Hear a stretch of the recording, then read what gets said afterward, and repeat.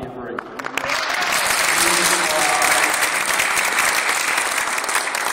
And I am thrilled to be having this discussion here at the New Mexico Legislature. Senate Bill 18 is really a common sense consumer information bill. And Dr. Lange said it best. Knowing what's in our food and being able to make that choice about what's in our food is critical to all of us. It's critical to those here in our state and this incredible tradition of small farming, Native American farming, and I'm sure we'll hear more about that, and all the culture and history that represents. It's critical for our small businesses. We've had a lot of conversations about small business in New Mexico, and our farm and agricultural community, certainly up here in the north and throughout the state, are really now faced with pressures from big corporate farming that's coming in a large scale. That's something that I care immensely about, is leveling that playing field, and certainly the governor also is now using that term. And I think this bill does that as well, quite frankly. If we know what's in the food, I think we can make the choice, and I certainly know that I'm going to be choosing those products that are not using GMOs, and that will help all of our New Mexico businesses when we go shop at La Montanita Co-op or wherever we go. Again, it's a consumer choice issue. So this bill is really common sense, and I think all of us as consumers know why we need this bill. Now, the legislative process, and I want to talk to all of you because I need your help. I can just tell you that over the years here, I've carried a number of bills that have a tendency to draw large numbers of lobbyists in the best suits on the other side of the aisle who are very effective because they live over here. They spend a lot of time over here for their clients.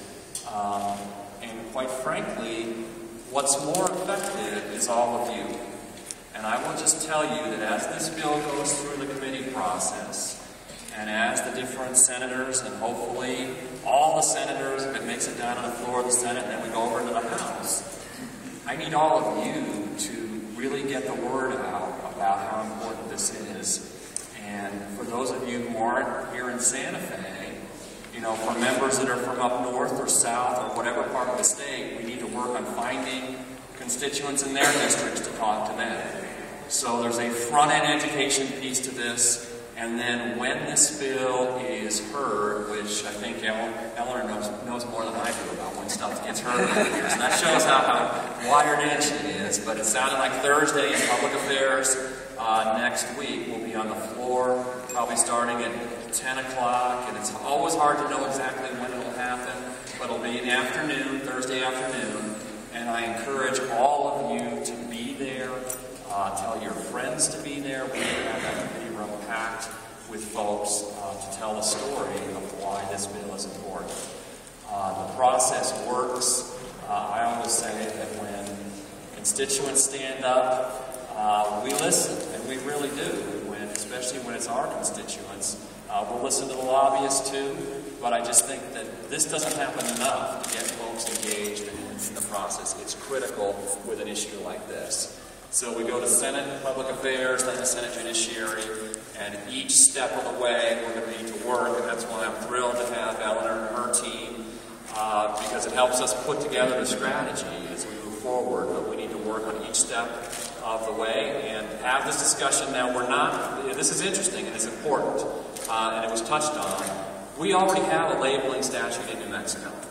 So the brilliance of this piece of legislation is we're just amending that statute to include this additional requirement. We already require certain things in labels.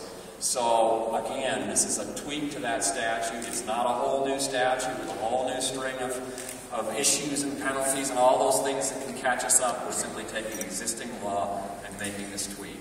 So again, I very much appreciate everyone being here. I appreciate all our panelists on this effort. And I look forward to an invigorating discussion that we'll have, and I'm encouraged that this is something that, quite frankly, needs to be on the books in New Mexico. Thanks much.